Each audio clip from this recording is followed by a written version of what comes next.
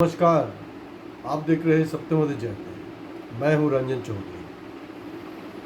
तो हम तो अपना यूट्यूब में चैनल में रिक्वेस्ट भी करते, जैसे सब्सक्राइब के लिए रिक्वेस्ट करते हैं उस तरह से हम बोलते भी रहते हैं कि कोई अगर आपका पसंदीदा सब्जेक्ट है या कोई सब्जेक्ट छूट गया हो वो सब्जेक्ट आप हमें बताइए तो हम उसको भी कवर करने की कोशिश करेंगे। तो इन दिनों मिडिल क्लास टैक्स वगैरह ये सब कुछ रिक्वेस्ट आ रहा था।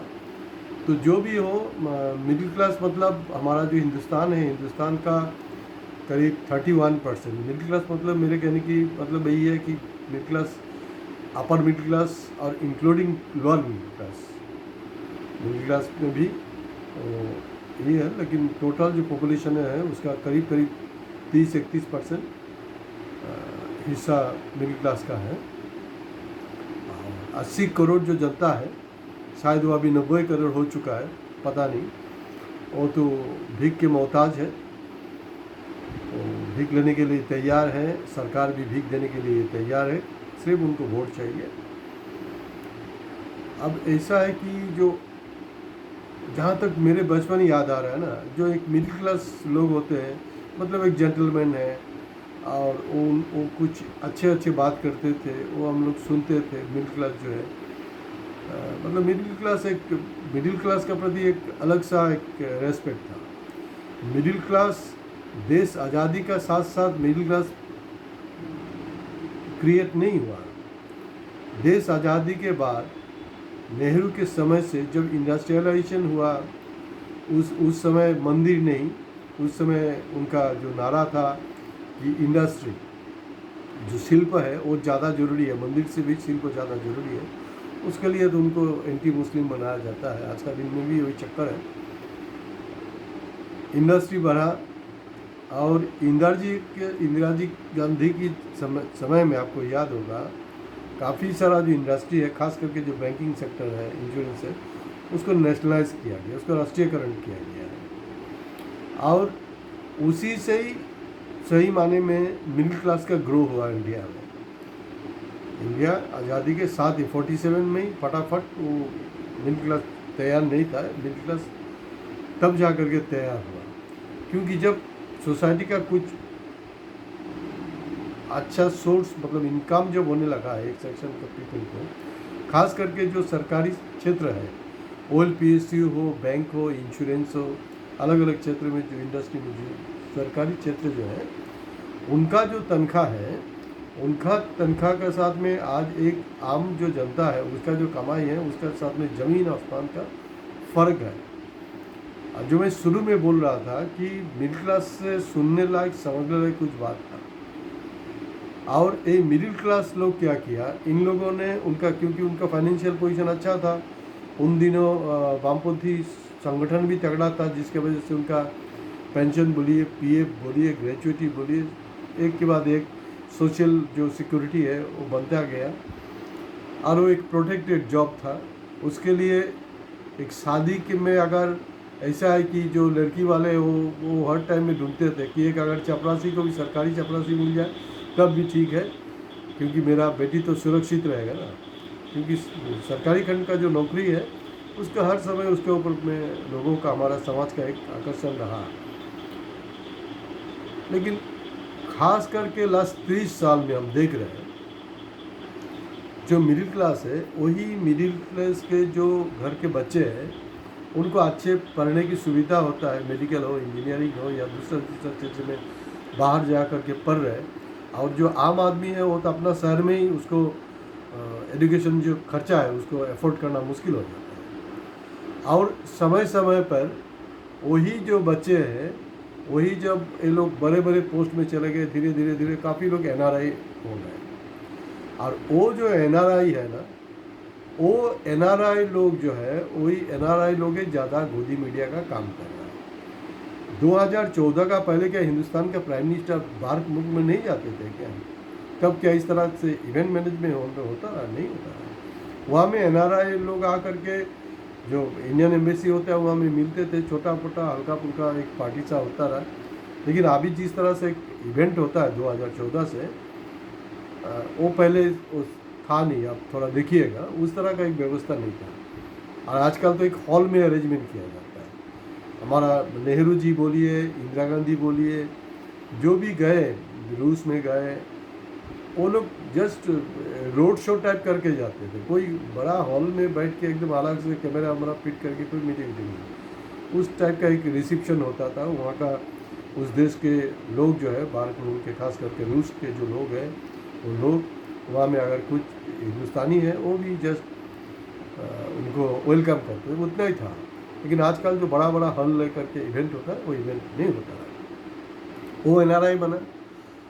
और अब देखिएगा वहाँ पर में एकदम बहुत ही प्लान तरीके से मोदी के जैसे क्रिकेट के ज़माने में हमने देखा है कि सचिन मतलब छक्का मारो, मतलब वो भी हुआ, मतलब कुछ छक्का उक्का तो कुछ होता नहीं। FDI वगैरह तो 10 साल में जिस ढंग से लोग क्लेम कर रहा है उस ढंग से हुआ नहीं है।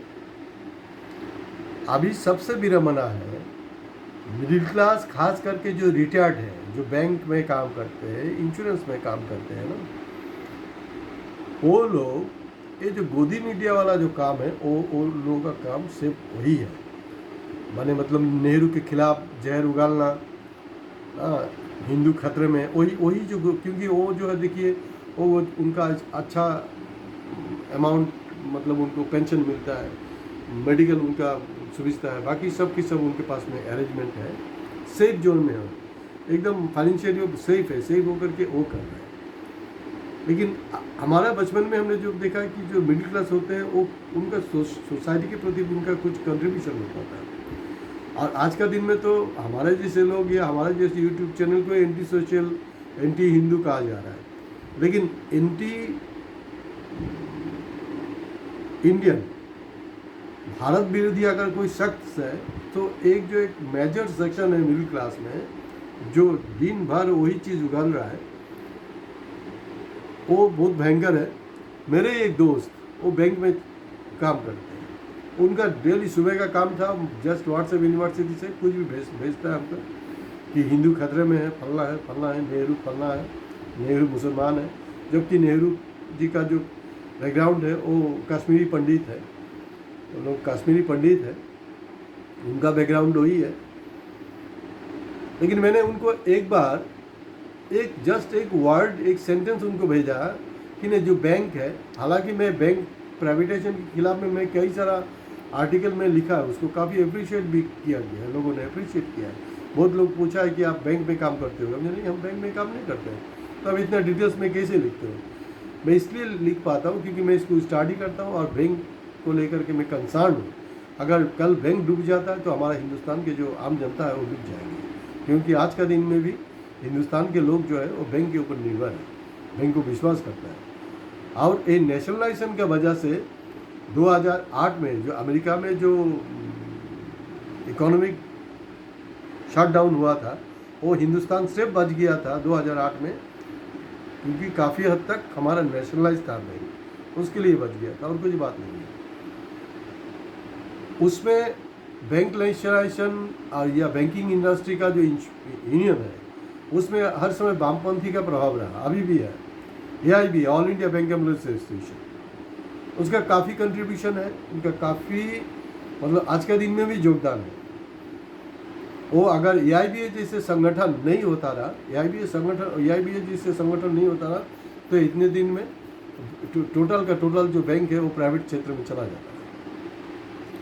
जो मैं बोल रहा था बीच में कि मेरे एक दोस्त को मैंने लिखा कि उसको प्राइवेट कर देना चाहिए, तब बाप रे बाप, वो मतलब जाग उठा इंसान का, जैसे पिक्चर नहीं बनाता ऐसा कोई, जाग उठा इंसान, बस धराधर कम से कम पूरा कम से कम 800 वाट का एक रिप्लाई लिख दिया हमको। 800 वाट्स का एक रिप्लाई लिखा है कि नहीं, बैंक को करना नहीं चाहिए, फलना फलना फलना फलना। तो मैंने जस्ट लास्ट में एक ही लाइन लिखा है, ओ तुम्हारा पेंशन रुक जाएगा, तुम संकट में पड़ जाओगे, उसके लिए बैंक प्राइवेट नहीं होना चाहिए।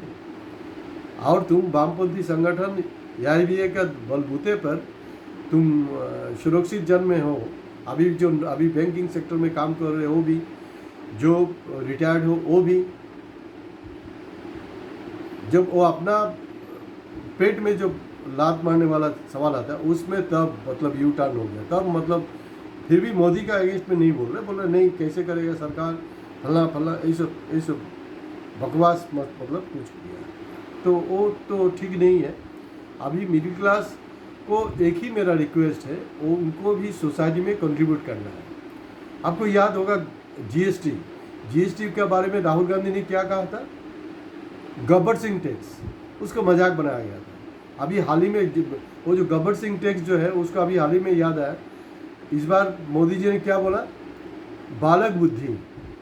राहुल जी को बोला कि बालक बुद्धि, वो तो बालक बुद्धि नहीं है, वो तो मेच्योरिटी है। वो जब उसको लेकर के ट्रोल किया गया था ना, अभी मतलब वो जो LIC का एक ऐड नहीं होता है, जीवन का साथ भी जीवन का बाद भी, मतलब अगर आप जिंदा रहो तब भी टैक्स देना पड़ेगा, GST देना पड़ेगा आपको, अगर कल मर गए तब भी आपको टैक्स देने पड़ेगा, क्योंकि आपका वो जो बिल, वो जो हॉस्पिटल का जो बिल है, हॉस्पिटल का बिल में भी आपका GST जुड़ा जा रहा है।